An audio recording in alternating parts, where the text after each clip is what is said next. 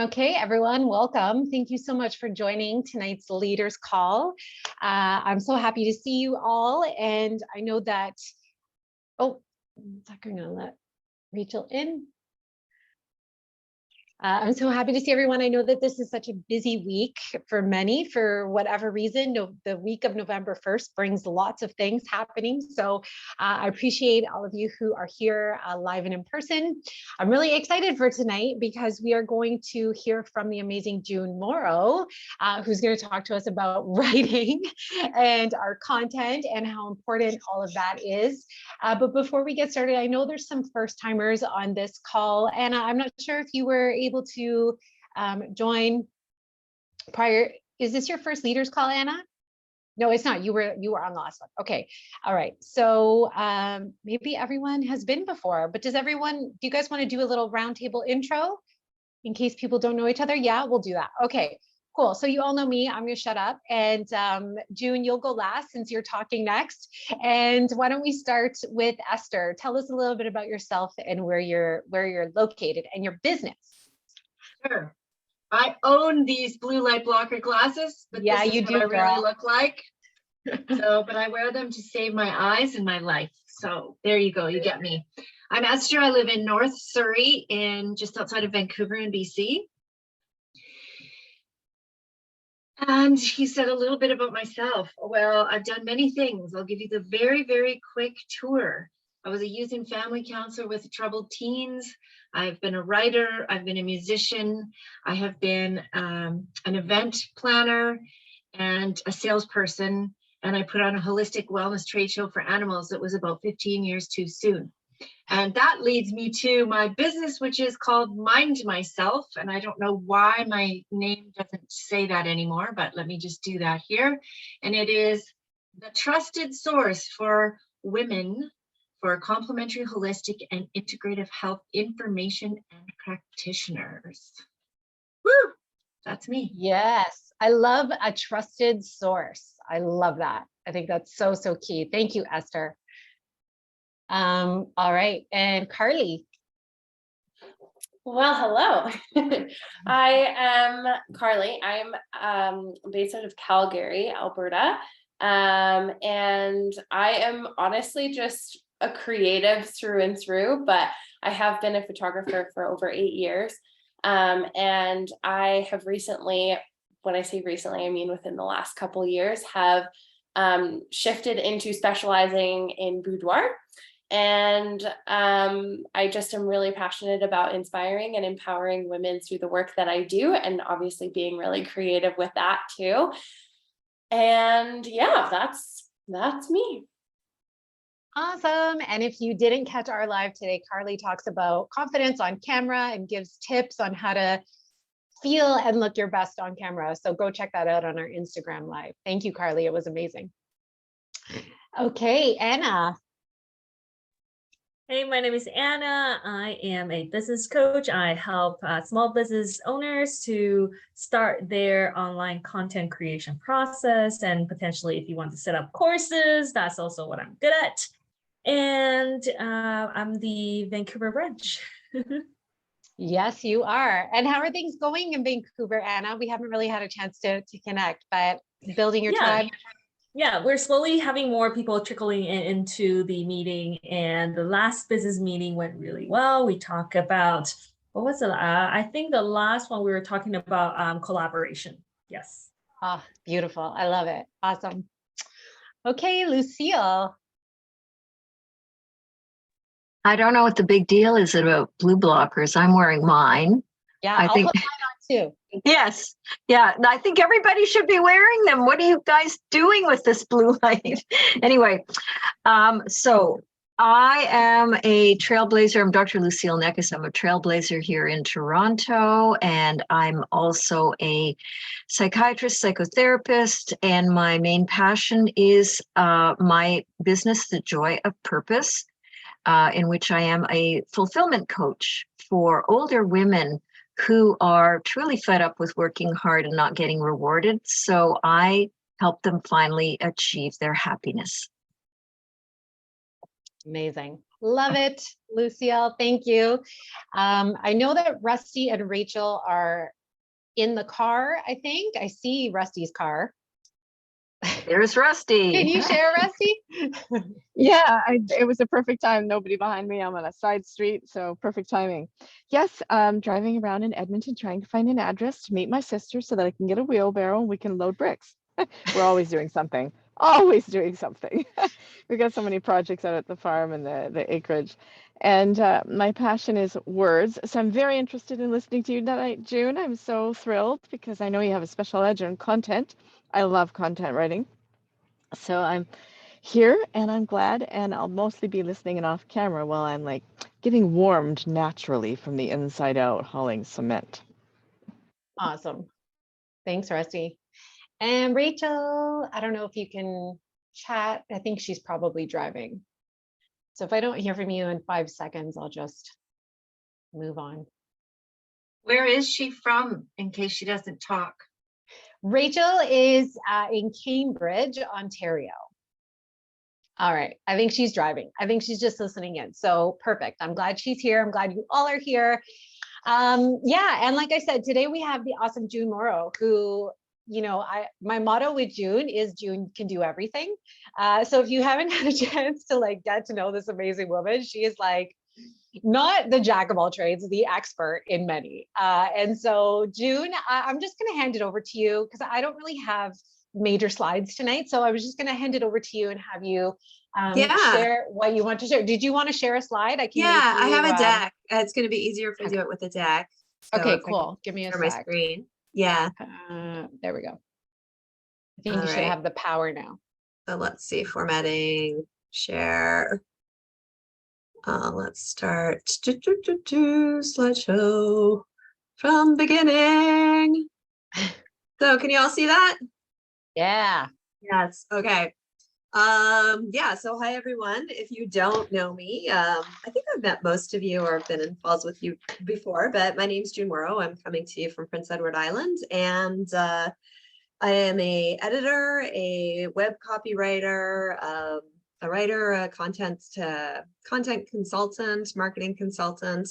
And by day, I work as a web editor for Health PEI, which is the kind of the Department of Health here, helping improve their website. And so today I'm going to share with you something I'm really passionate about, because you know when you see something, when you learn something, and then you can't unlearn it. Have you ever had that experience? And then you just see it everywhere, and you're like, oh, this. And I'm sure all of us, we have our areas of expertise where we see something, we're like, oh, if only they did this, it would be so much better. So I kind of feel that way when I see poorly formatted content online. So if any of you, I don't know if some of you, or if anybody was on my call, yeah, maybe I did a workshop recently on creating a website that reflects your worth. So some of this, if you were in that workshop, is going to repeat a little bit of it, but go a little more into depth with some of the things I talked to, and some of it will be new information. Excuse me. So when I mean content, what I'm talking about tonight is, sorry, I just swallowed my spit. It's like choking for no reason on your own saliva. Exactly. I'm just inhaling all that in my mouth. So when I'm talking about content tonight, what I'm talking about is, by online content, I mean things such as emails and web pages. That's kind of primarily what I'm talking about, but what I will be sharing will also apply to things like social media posts, things that you can remember and use towards all that. So anything that you're doing for content marketing that involves text that's formatted in a certain way, you can apply these principles to tonight. Alrighty. So first question, how do you read content online? Just if anybody wants to give me a, think about, you go to a web page, what do you do?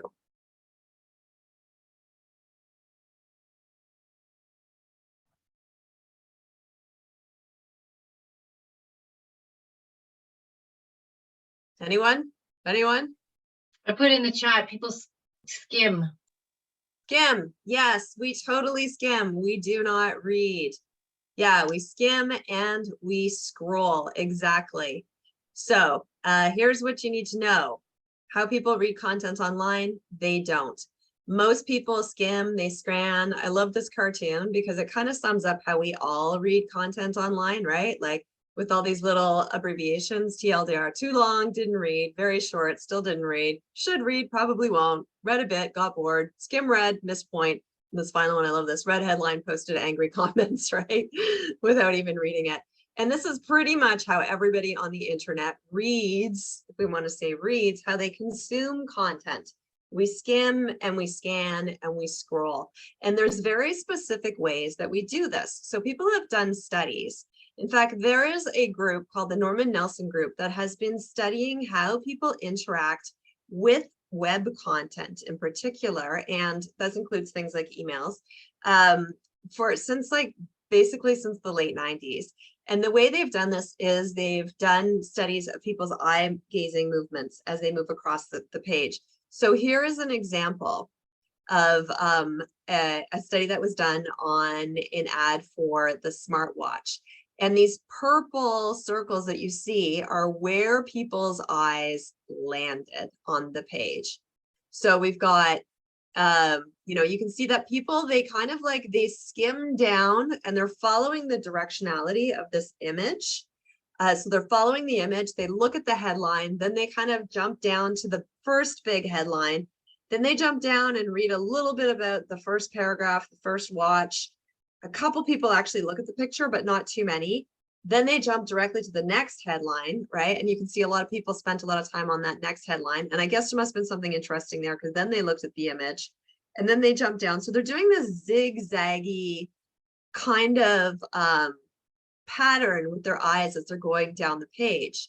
And they're not spending an awful lot of time on any of the images. They're actually spending more time on the text. And for some reason, a lot of people scrolled down and were really interested in this final watch at the bottom, the white one.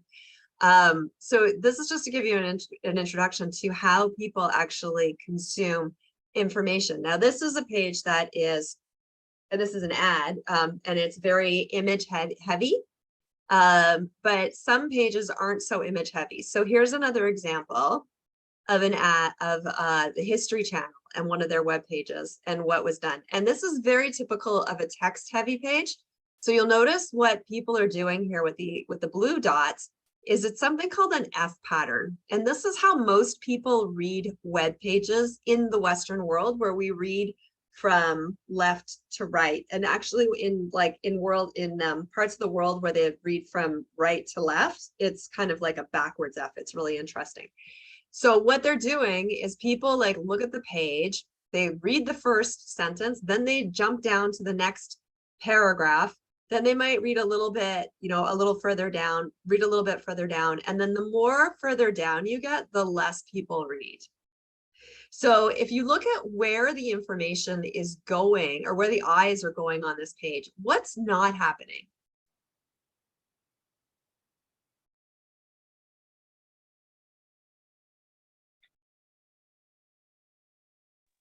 Well, people, Not much reading.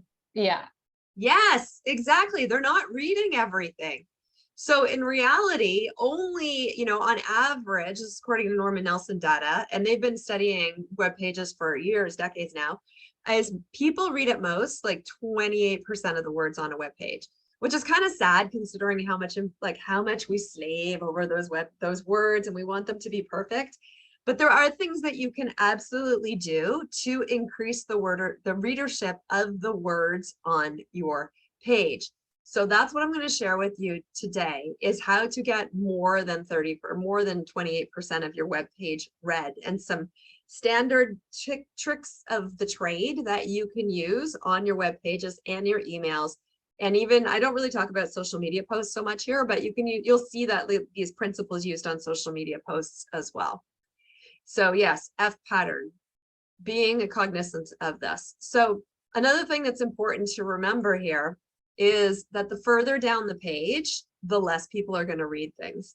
So in the first paragraph, so this was a study of, I think it's 298 different web pages, and same group, Norman Nelson Group, and they looked at, users who looked at the first paragraph. So 81% of people went to the page, or of 100% of people who went to the page, 81% looked at the first paragraph. And then you notice The first 3 paragraphs get over 50% of people reading it or looking at it, not necessarily reading, but scanning. And then by the 4th paragraph, it drops substantially. So thinking about your web pages, what might be some implications that would have? And I'm going to go into these, but I just kind of want you to start thinking like this. So considering most people only look at the first 3 paragraphs, what might this mean in terms of how you structure your content? Well, you probably don't even have a 4th paragraph. And Well, yeah, you might not have it, but you might have a 4th paragraph because you might have, if you look at a lot of sales pages, for example, they're all quite lengthy. right. Yeah. They are very lengthy, and and I actually find that rather frustrating. But I guess you pack the most important information in the first part of the Yes. content. Yes, 100%. That is the thing you should always do is the first thing visitors see should reflect your goal.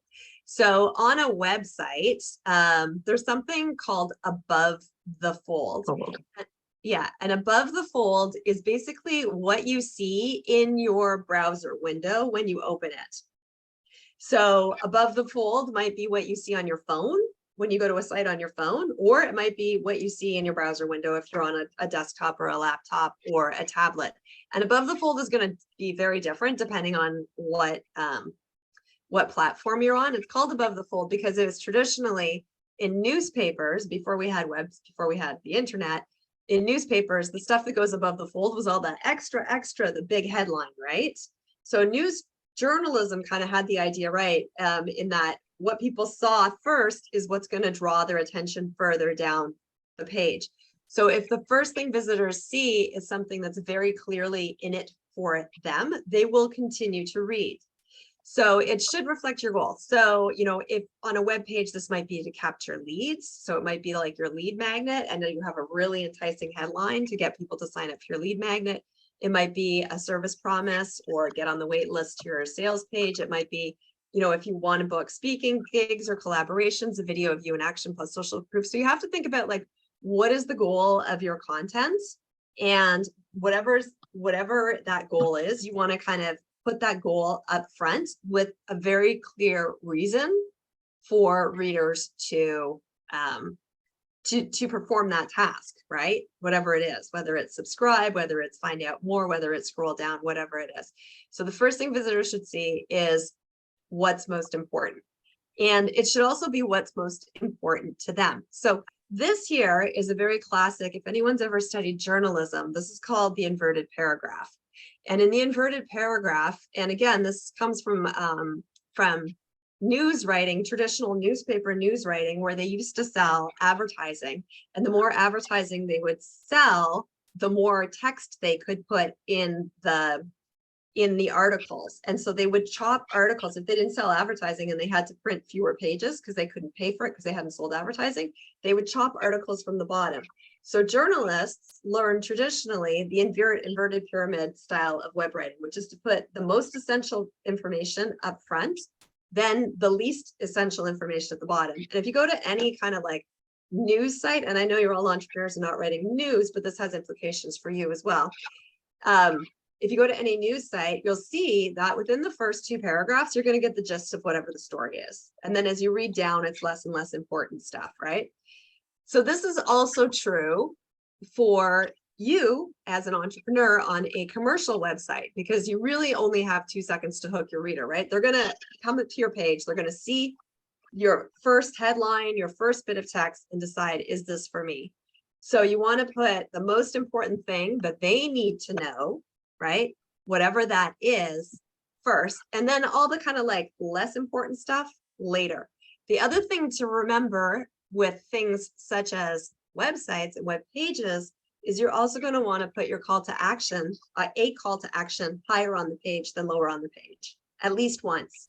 You'll repeat your call to action. So your call to action is those buttons that say click here, or contact me, or book a call, or check out the sales page, or get the freebie. Those are your calls to action. And when you're creating a web page, you want to put those things up front on that kind of above the fold, or right under your first kind of big headline or paragraph. Making sense? Mhm. Yep. Yep. Okay. So what else can we do to make it easy for readers to find what's relevant and read more of your content? Well, another thing you can do is write a really compelling headline that shows what's in it for your reader. And if you remember anything, I just want you to remember this. What's in it for your reader? Always, always, always be thinking about your ideal audience. What do they need? What's motivating them? What's the problem? How are you solving their problem? And that's what you need to put first on the page, right? That one, that there is hope, or that you understand their problem. So they know, oh, this person gets me. Now, if you're writing an email, you might not necessarily have a compelling heading, but you would have a subject line that would help people understand why they should open the email. But that's like a whole other workshop. So you want to have compelling headings.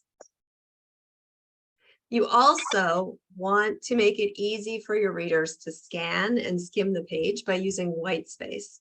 So can someone explain to me what white space is?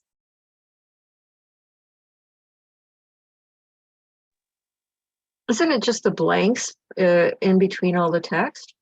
Yeah, so white space on this page is everything that's white. But if the background of this page was black and my text was white, it would be the black space. So yeah, white space is everything around where it says use white space. So you can see when you're looking at this page, where is your eye drawn? Yes, it's drawn to the center. It's drawn to use white space. And that's because the space around it draws our eyes together. So here's an example of not using white space. And this is something I see way, way, way too much on websites and in emails. Like when you look at this, if you just squint, like what's your first impression of this? Ugh, so much to read, right? Yeah, like I don't want to read all this. This is a lot of work for me. It's hard enough. I don't even have my blue blockers on, right? Even with your blue blockers on, it's hard to read. But you could take this exact same information that's in a block of text, and you never want to have a block of text that has this many lines without broken up, without white space. There's not white space here. So this exact same thing broken up looks like this, right? So how much easier is it to read this page than this page? Much easier, yes. And you can go, what you do when you go to this page probably is you look at the subheads. And so using subheads is really, really important. Subheadings really helps people scan down the page. What else is different on this page than on this page? What do you notice? The texture, like you made use of bolds, which helps your eyes go towards that. Yes, yeah. So I've used bolds. I don't think it's the same different size. I was going to do this. Yeah. You put space in between each sentence too. Yes. So the paragraphs here aren't any longer than 2 lines. And ideally on your website and in your emails, you don't want paragraphs that are longer than say 3 lines. Because when it's like 4 or 5 lines, it's hard for people to scan, right? I remember we're all scanning. And what helps us scan easily is white space. So the more white space by creating soft return or hard returns, it makes it easier to kind of like see and get the information. So you don't want to have long paragraphs. You want to have short paragraphs, like 3 lines at the most, maybe 4 sometimes. But again, breaking it up makes it much easier to read, and then using subheads. And then another thing you can do, and I don't think I've done it here, but your subheads could be like bolded, but they could also be larger than the text, which is a really good trick, right? You want to have contrast. Contrast and white space helps people find what's important. So you see things that are bolded, automatically we know, oh, that's important, I should read that. And then the regular text is secondary. And if it's bigger, you think that's important. So there's kind of like a hierarchy of information going on. And when you're using subheads, something that's really helpful is to write your subheads so that even if they don't read the entire text, they can get what's important just from the subheads.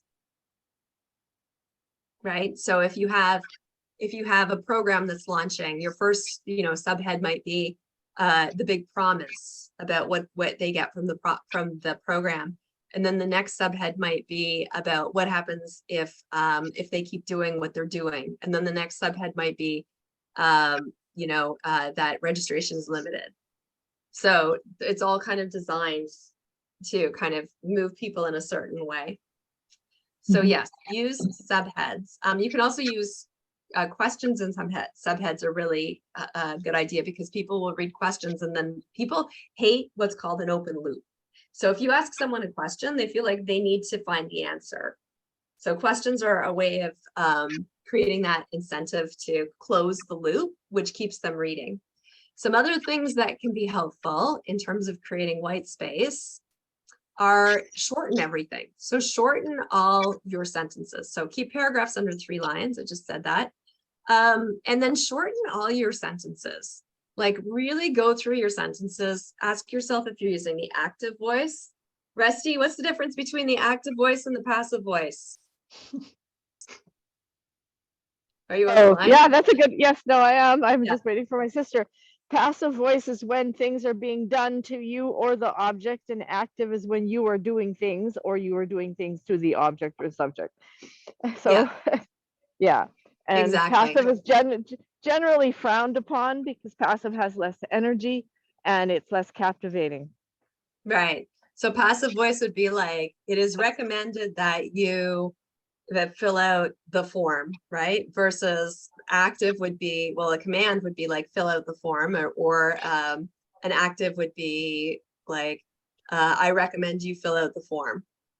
Yeah, and also the other big clue is when you use the word by in Yes. a sense. So like, when oh, now I can't even think of the example, but the active is like, I've gone and kicked the ball now, or I'm kicking the ball. The ball was kicked by Rusty is passive, and it has Yeah. less energy, less accuracy, less visual, because it's like, well, wait a minute, the ball was kicked by, well, what, who, where? So, but no, start with the subject and sentence. Yeah. Yeah. So use the active voice whenever you can, practice that, and avoid adverbs as much as possible, because they often don't really add much to the context. Sometimes they're helpful, but generally not.